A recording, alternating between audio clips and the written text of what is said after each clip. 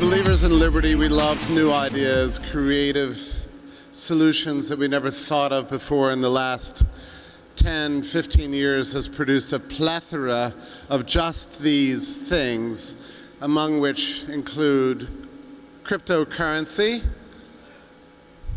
good one, and also Seasteading. Our next talk will perhaps introduce you to this idea. I'm very happy to let you know that I have already been introduced to it at some length and under the best possible conditions. I was in a hot tub with this gentleman who will soon address you. Therefore, we share a very special bond. He saw me in this suit, soaking wet. Yeah, okay. So he's the president of the Seasteading Institute, founded in 2008, same year as the white paper, to enable seasteading communities, floating cities, a science writer, novelist, a memoir ghostwriter, national bestseller with a category in each. In other words, he's done many secret things. He's the co-author with Patrick Freeman of Seasteading, the treatise. I'm not going to give the entire subtitle because it's a long one, but it is the truth. So if you want to know about seasteading, you've come to the right place. This is the man. Please welcome Joe Quirk.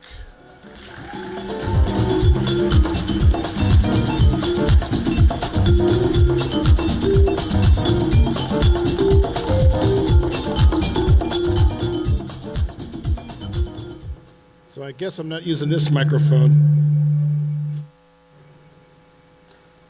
Ooh, nice picture of me. So,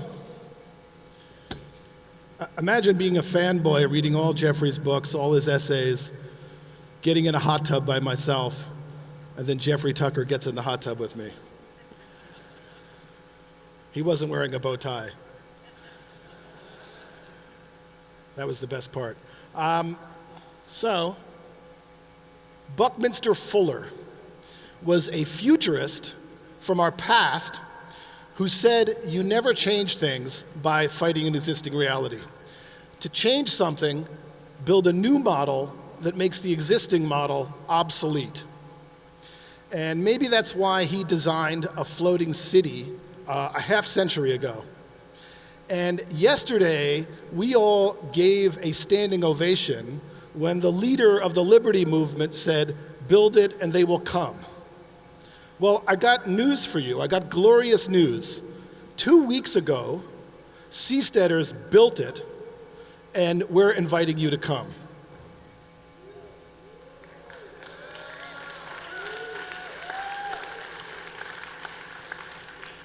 So seasteads are floating societies with significant political autonomy, and seasteaders aim to create thousands of startup nano-nations at sea.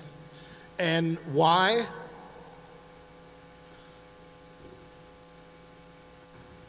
What if the way to save the ocean is to live on it? What if every baby born added a small improvement to the ocean environment? What if the wealthier each baby got, the healthier the oceans became? What if accelerating the rate by which the poorest billion people became prosperous could fuel a mass restoration of the oceans? What if floating cities are a technology to liberate us from politicians forever?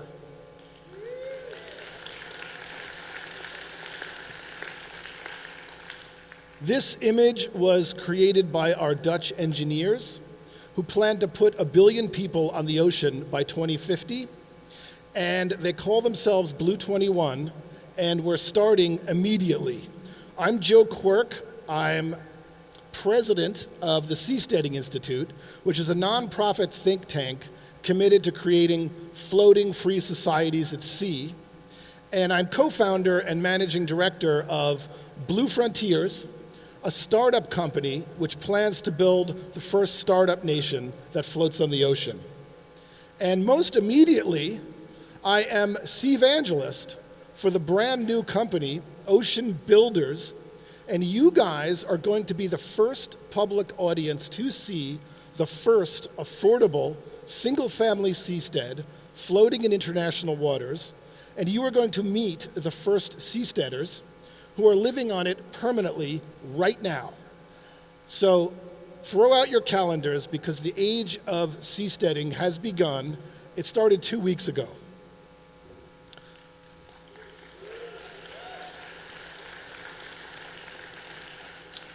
This photo was grabbed by a seasteader who is here, Michael Elliott, founder of Ventive Float House.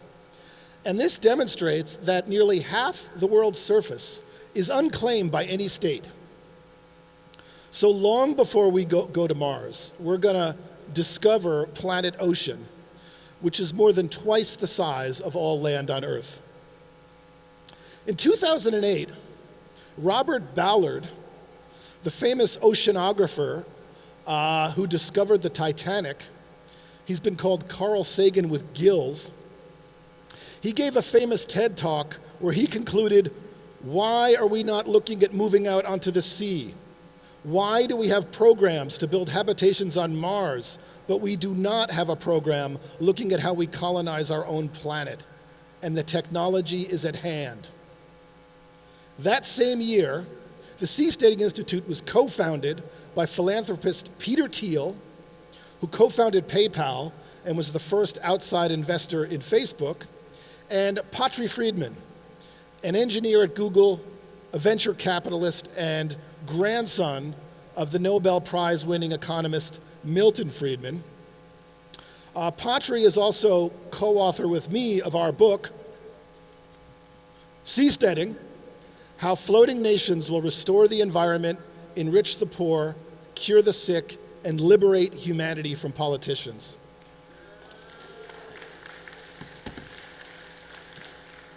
How do we do that? Startup countries.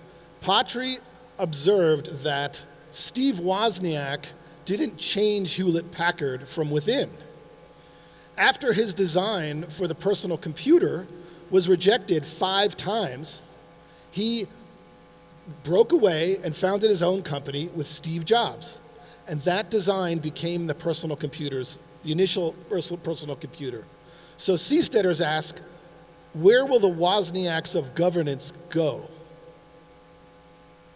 Patri proposed that if we have a startup sector for governance and people can vote with their houses, if we could decentralize the very ground beneath our feet, we could replace monopolies of government with a market of governance.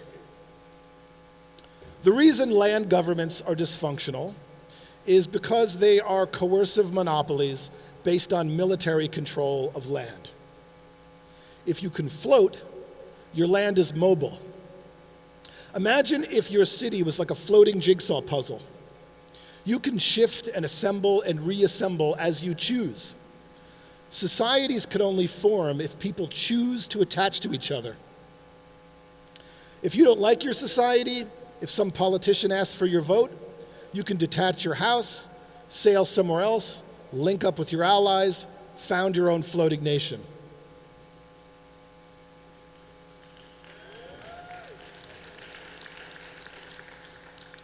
If you can vote with your house, governments will be like companies and citizens will be like customers.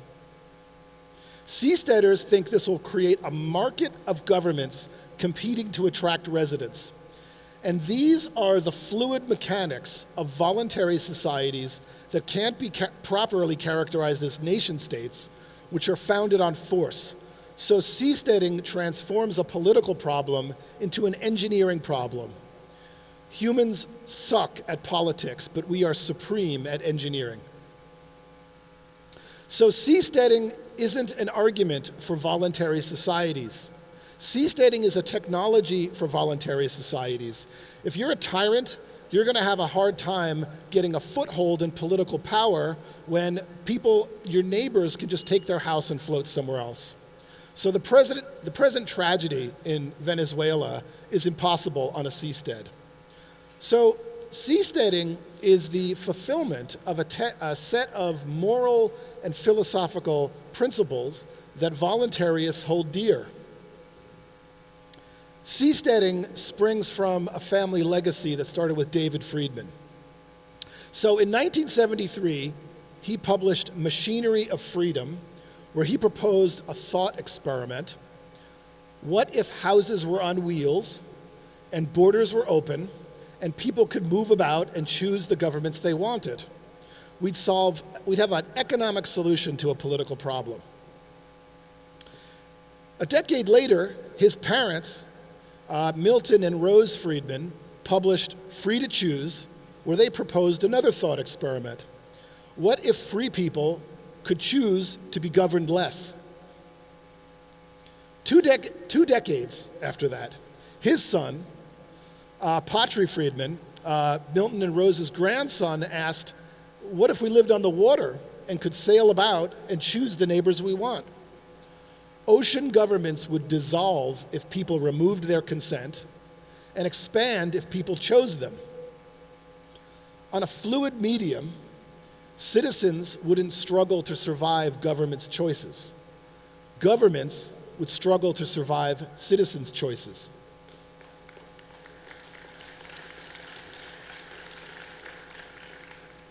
So, David Friedman described the machinery of freedom. Milton Friedman advocated the freedom to choose. And Patry Friedman conceived a machinery of freedom to choose. So, will it work better than what we have now? Here's a picture of an American using social media. Seems like this isn't working. Here's the way we solve complex social problems. There's billions of solutions available to us, but only two choices. And if my iPhone offered me two apps, and we only got to choose one app every 4 years, and then forced everybody to use the least unpopular app, everybody involved with making apps would feel free to suck as much as they wanted. Fortunately, I have thousands of choices, and I can choose and unchoose at whim, so everybody involved in making iPhone apps excels at pleasing me, and if they don't find people to please, they go out of business. So seasteading is a technology to compel governments to compete to please us. So I think of seasteads, think of them as the iPhones of the sea. We're just going to provide the platforms. You bring your governance app. As long as people can choose them voluntarily, leave them voluntarily, and create them voluntarily, we believe the best solutions for civil society and voluntary governance will emerge.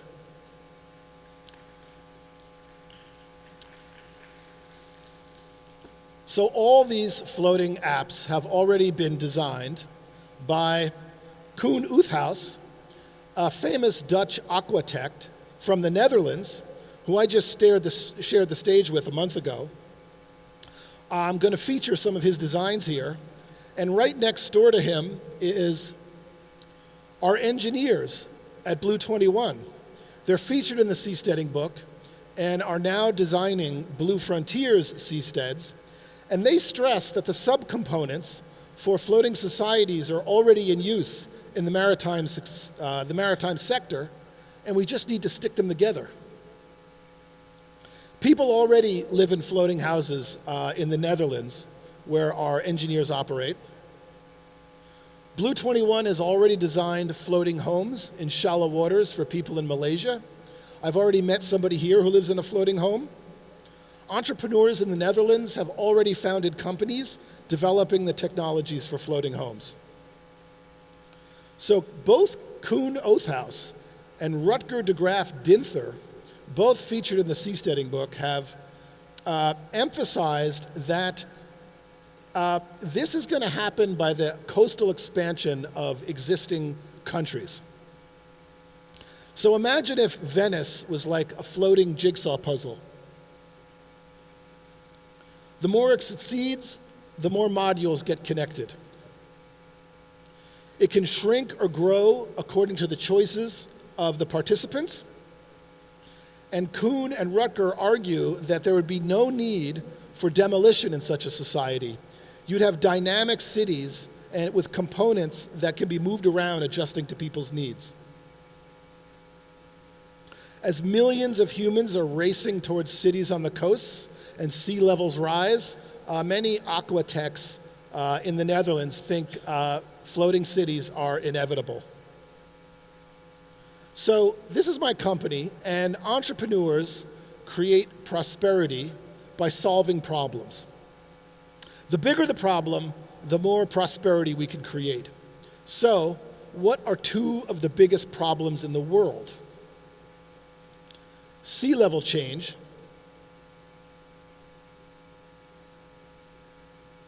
and the lack of startup innovation in governance. And seasteads are a technology to solve both these problems at once. When I get off that floating city and I get on that land city, my cost of living goes up. My chances of being mugged, panhandled, ticketed, and taxed all go up by orders of magnitude. Why is the floating city better? Well, that pre-stead is largely self-governing. This year, at least 25 million people, a population larger than Taiwan, boarded cruise ships, essentially choosing private governance at sea. So what if that floating, self-governing city never docked, but floated permanently? The prototype for our floating island project already floats in the Netherlands. This is the floating pavilion in Rotterdam, built by our Dutch engineers. It's mobile, it runs partially on solar, it recycles all its water, and it's affordable in shallow waters. These platforms are designed to last more than a century in seawater. This is Karina, Bart, and Rutger, who designed and built the floating pavilion, which has become a showcase for environmental sustainability. So the world leaders in environmentally sustainable floating real estate are on our Seasteading team. And the world leader in legal innovation is on our Seasteading team. Tom W. Bell is the author of this book, Your Next Government, From Nation States to Stateless Nations, where he writes about special economic zones. I'm very proud that if you look up the Seasteading book on Amazon, the 2-for-1 deal pairs my book with Tom's book. So special economic zones, think of them as legal islands created within countries, allowing special exemptions from taxes and regulations to create prosperity.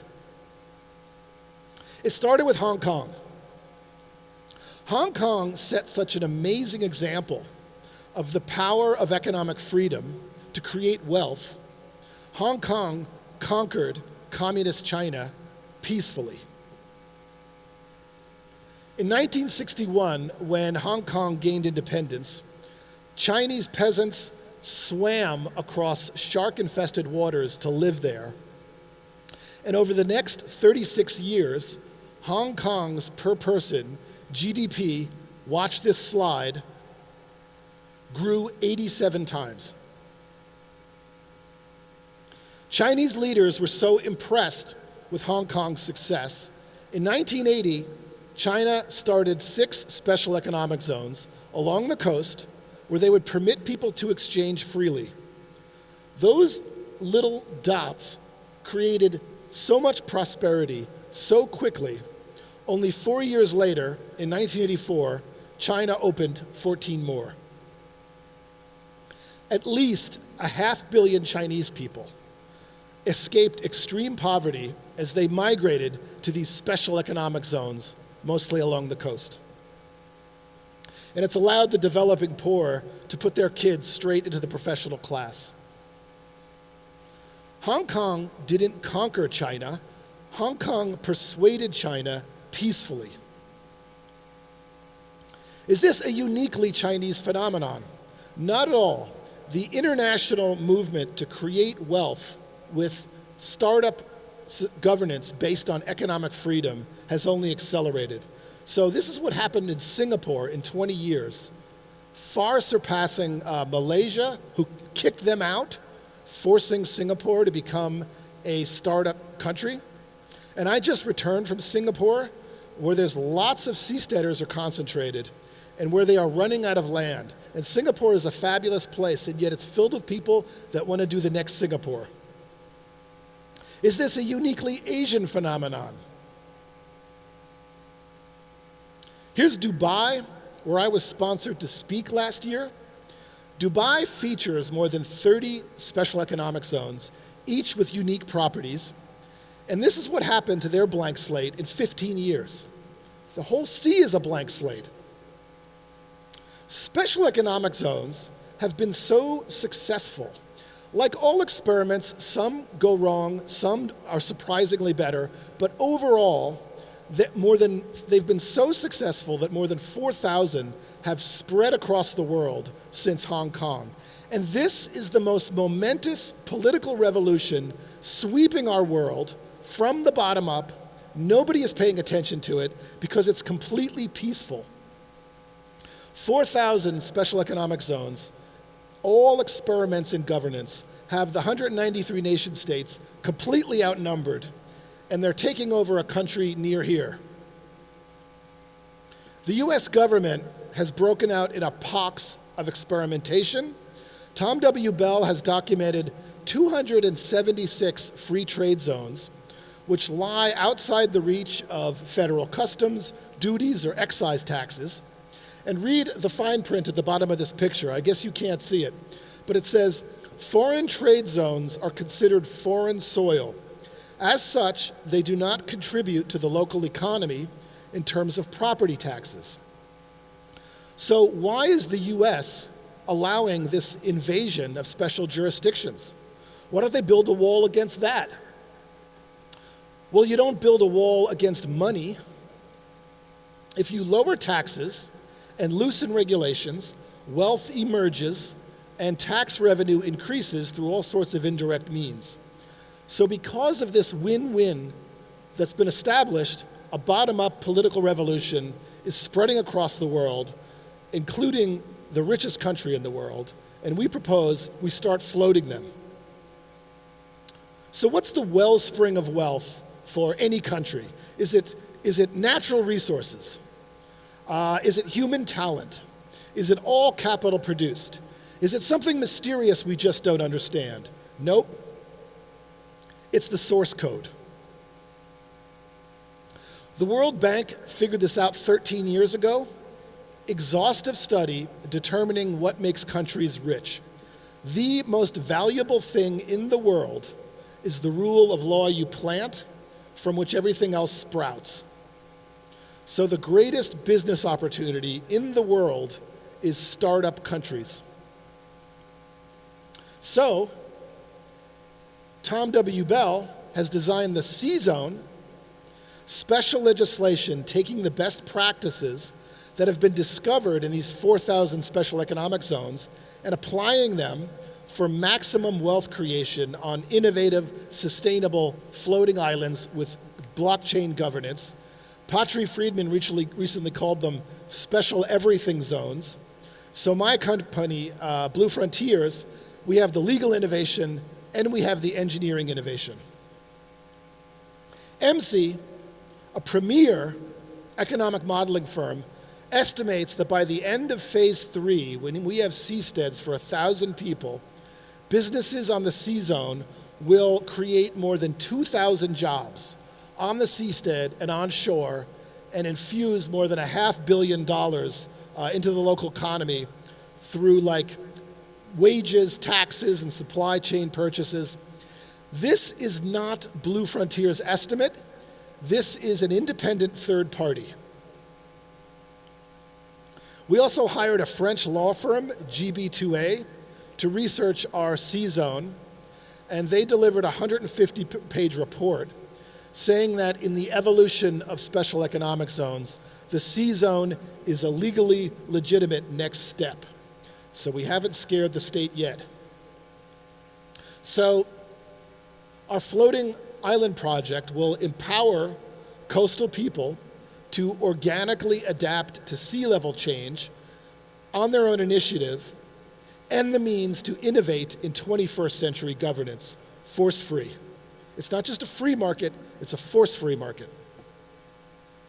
So here's 2 ways Blue Frontiers will make money. 1, we sell or lease real estate that we create. And 2, what I call C Combinator, take a stake in companies that want to be part of this Nano Nation accelerator. Here's our future customers. The orange dots are the places with rapid population growth, and the blue dots are places with rapid population growth and risk of floods or sea level rise. This is how we start the evolutionary process towards discovering the best rules for civil society. And waves aren't a challenge, they're an asset. Seasteads will be sitting on an ocean of energy that landfolk could only dream of, and seastead engineers are already developing floating wave breakers designed to harvest the wave power. To quote aquatect Koen Oothaus, "Green is good, blue is better." Even Lockheed Martin said, quote, "Water will be the next oil."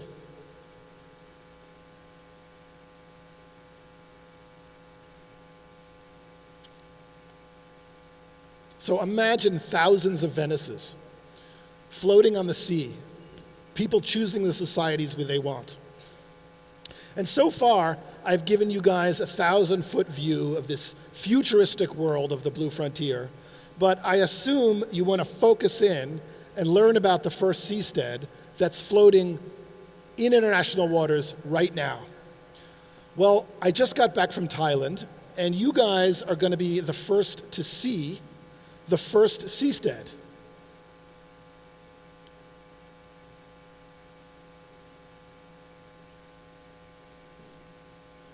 Huh. So I guess the video is not there? All right. Well, how do you build the first seastead? Maybe the video is placed somewhere else. What you have to do, nobody has seen this yet. You have to stick that thing into that thing and stand it upright. So here is what we did in Thailand 3 weeks ago. We towed the spar out into international waters, and all we needed was a typical Thai fishing boat. Here it is outside the 12-mile jurisdiction of any country in the Andaman Sea. So the Genesis spar is 20 meters long. It floats in 60 meters of water. And before penetrating the seastead, you have to use ballast tanks to make this thing upright. And that's when disaster struck. And I have proof that the government controls the weather. So I just edited together episode 1 of our YouTube reality series, The First Seasteaders, last week. And you are going to be the first to see this.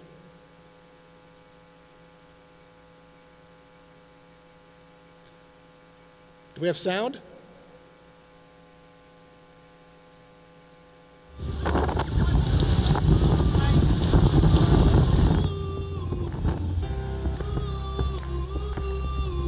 Nadia's more of a man than any of us.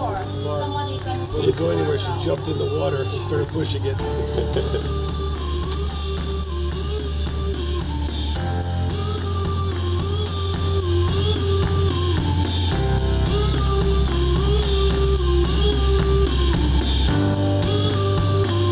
Because I want to make it happen. I see everybody say and talking about seasteading for 10 years already, but nothing happened. It's going to be just his story. Talking, but nothing happened. But I know I just want to get seasteading happen for real. That's why I need the seasteading happens. And I want to make it happen here in Thailand. Correct? Yes, correct. Thank you. It's very difficult to raise your children the way that you want to raise your children. In a seasteading government and you vote with your house, the government would always be limited. And if a government ever got too big, you could take your house and you could leave. So from a parenting and a family standpoint. Seasteading to me is the freedom to raise your children the way you want to. I'm very interested in evolutionary psychology and how the brain works, and in general, any activity or human action, I think, which taps into our more primitive tribal instincts, more primitive group instincts, like politics, for instance, too. Generally speaking, the worse and often more inhumane the results you'll get. Whereas if you can make decisions based upon data and experiments and actually seeing how things work in the real world by running a test, you often now get a much more successful civilization, but a much more humane one too. And so I like the fact that ultimately Seasteading offers a way to replace, let's say, the highly backwards and highly inhumane process of politics with data and tests and experiments, with our more rational part of our mind. So I'm very excited to see where that could take us as a species in the century ahead. I heard about seasteading when I was studying economics and I was listening to Econ Talk. And at the time I was just trying to understand how economics worked. And the way Patri described it, he described economics as kind of how a business operates in a sense. And when he started talking about governance in terms of innovation, that's what really sold me. And that was actually the basis of my understanding of economics. We'll make it happen. These guys actually get things done. I have nothing but respect for Goman and his son. There's just two of them. They're just like, let's do it. The boat got the propeller caught in one of these lines. That thing got destroyed, so they pulled out some little barge with a tiny Honda engine, and they're like, all right, we'll just pull out with this, and she's on top. I went out to try to help, but I wasn't able to help. I was just getting in the way. So he's like, get out of here. Yeah. Say, honey, please go back. he tried to help. I know he tried to help, but he's not helping. I really like the idea of vote with your home, competing governance. I saw that, at the time I was supporting Ron Paul's campaign, and my whole thought was, if only a libertarian got up there in the debates, then, the whole country would just be like, oh, okay, liberty is great, and we're gonna vote for that guy. Come to find out, most people don't actually like liberty, so I've figured, do the Ayn Rand Gulch thing and just find some other place where freedom-loving people can all gather together and actually be free together.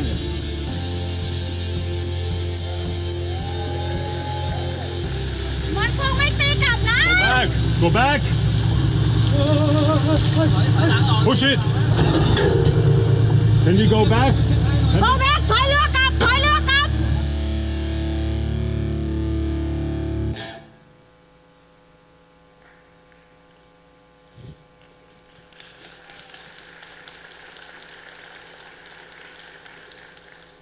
So, spoiler, happy ending to that. They did survive the storm.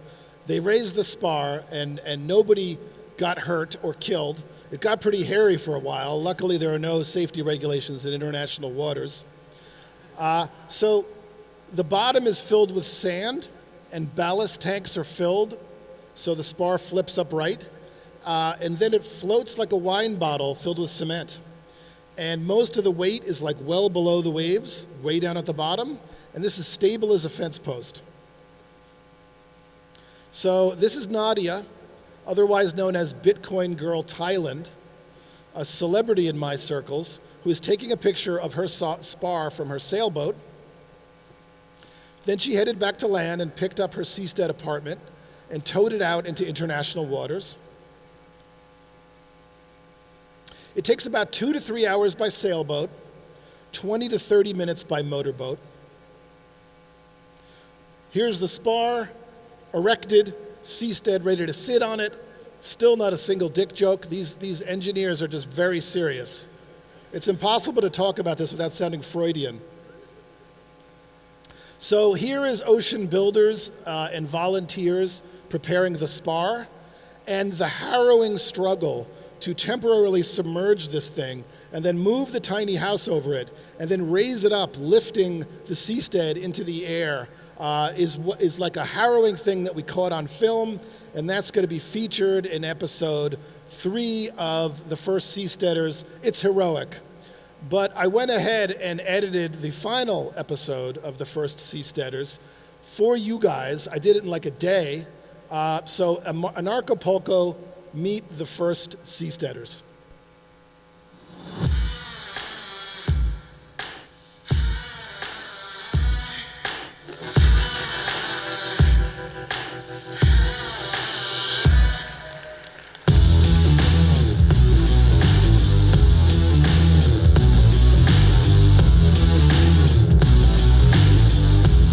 First night in the open sea, international water. I mean, it's deep water, and then just me and Chaz alone. There's no boat. It's nothing, you know. Who will not be scary to be like alone? You might be a little bit worried, and I did, but I know I will be safe. You know, you cannot find this view. Like, you can see the sunset and sunrise, you know, see the many, like 1,000 million stars, you just look up. So Ocean Builders is selling this oceanfront property at a fraction of the cost any other place you would get oceanfront property. So it's the fact that we're beginning something completely brand new. It's going to grow bigger and bigger. So the whole seasteading concept will be better governance. Your business will grow because you're actually in a system where there's smart systems as opposed to all the gridlock and horrible systems that current governments have. They have a monopoly on land, but they don't have a monopoly on sea. The fact that it takes the FDA, 5 years to approve a new drug that could save millions of people's lives, we don't need that, and we should be out here on the seastead to allow freedom-loving people to voluntarily choose their medical treatments. So, but there's no rules yet. The rules are not out there because there ain't no rules. You can do whatever you want. Is that correct? Good up. Natty hanging off the ladder. I'm not worried about the no rules. I'm looking forward to the good rules that people create as a community and coming up with smarter systems as opposed to the systems they have already. It's basically a blank slate. So with any blank slate, you can create some great art. So hopefully with this blank slate, we can create some great governance. And now that we've proved the concept, then we build many more based on what we've learned with this prototype. And yeah, Ocean Builders will be building 20 more with our first 20 customers, and they'll be higher, taller, better. And we're looking forward to freedom-loving people to come join us out in the open ocean.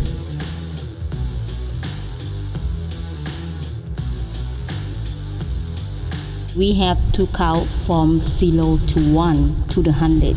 You cannot jump from the 0 to the 100 to be a big seastead. Start with us now to get a bigger.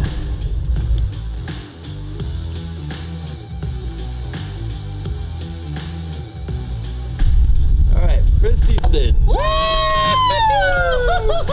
right. Woo! Okay. Nice. To the first seastead by Ocean Builders. Yes, it May is. this seastead be a beacon to freedom lovers everywhere. Yes. What we do is we not just create a story, right? We create the history.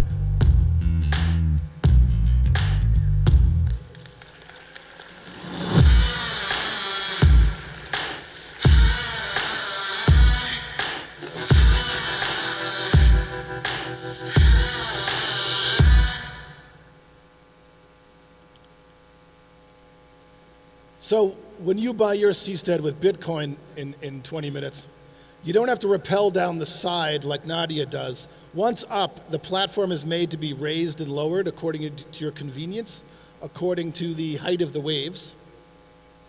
They have flawless internet. So Chad and Nadia are both cryptocurrency professionals who work from the seastead, And they call this seastead Exley, spelled Xlii, after the Roman numeral 42, nerd check, which is the answer to life, the universe, and everything. I knew I could count on you. So here's Nadia wearing her t-shirt, Stop Arguing, Start Seasteading. So a century ago, the Wright brothers flew the first airplane. And 66 years later, men walked on the moon. So Chad and Nadia's firm foundation for a home, floating in international waters, this is Ocean Builder's Kitty Hawk moment. Do you want one? So the first single-family seastead,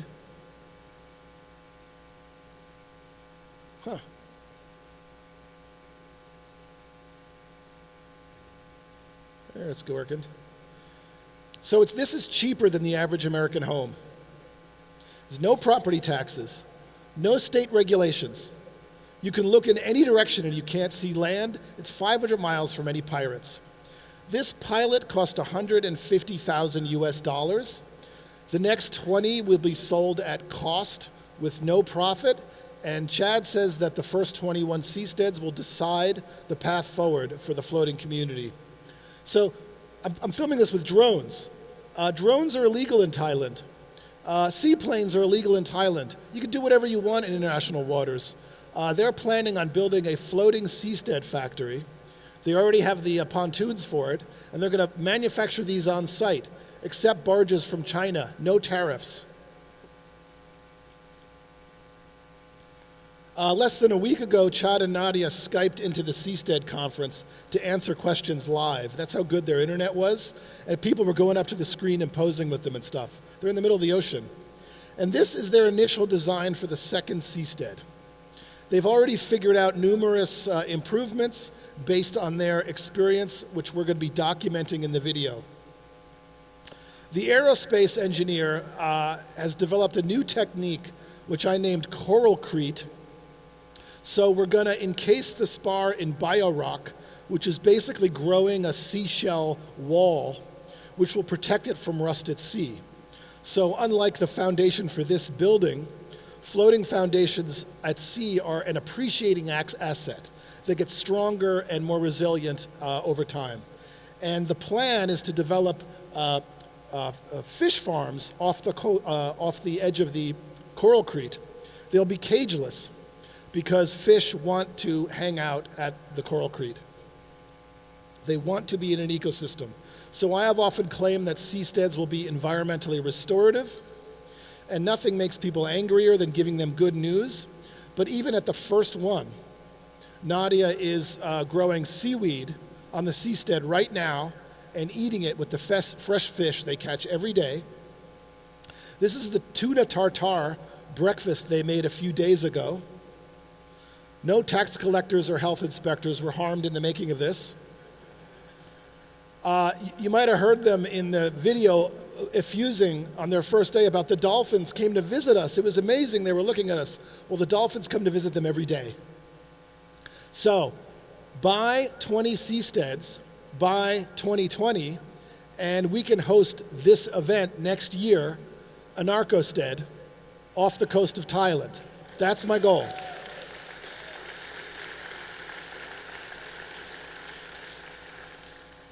Not many people know I'm not only a writer, I'm also an artist. So the seastead works on the same principle that Buckminster Fuller specified for his design for a floating city a half century ago. Here's a real artist, Malaysian architect, Sarli bin Sarkum. The deeper and heavier the hull, the more stable it is in waves. That's all you need to remember. And Koen Oothaus himself designed the sea scraper. Gravity has a reverse effect on the sea. Everything about our intuitions about land gets reversed when you're on sea. Gravity is your friend. You want to go down, not up. Societies can be environmentally restorative, not just destructive. Platforms can be appreciating assets as they get older, not depreciating assets. Read my book if you want to find out more about that.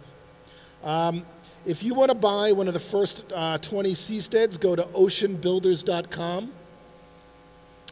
Tell them Joe sent you from Anarchapulco. They're very excited about me speaking to you guys because you're basically their audience. You're the first to see any of this. And Chad and Nadia would be happy to host any of you on their seastead. And Nadia is a hell of a cook. Here's the real reason Ocean Builders sent me home. And everybody in this photo is a volunteer except for the film crew. They all flew in at their own expense, and we all lived together to help launch this thing off the coast of Phuket. And it looks like it's spelled fuck it, which is pretty much what Ocean Builders said. Just fuck it, let's just go build this thing. But I learned the hard way that it's pronounced Phuket. So when you fly into Phuket, don't get off like I did and say, hey, it's great to be here and fuck it. Where do I go first? We shall end there. I have 1 minute left, and I want to let you know that if you want to join our workshop, Make Your Own Seastead, go to the advocacy room in Princesca 4. You've always dreamed about your society. Here's your chance to do it. Go to Princesca 4, go upstairs, turn left, walk all the way to the end. We're going to do your Make Your Own Seastead game. Don't let it turn into Waterworld. I'll see you in the advocacy room in 15 minutes, and I really want to thank Jessica Kill for leading this giant event, and Heather Sharp for getting all our slides looking beautiful. It's a lot of work, so a big hand for them.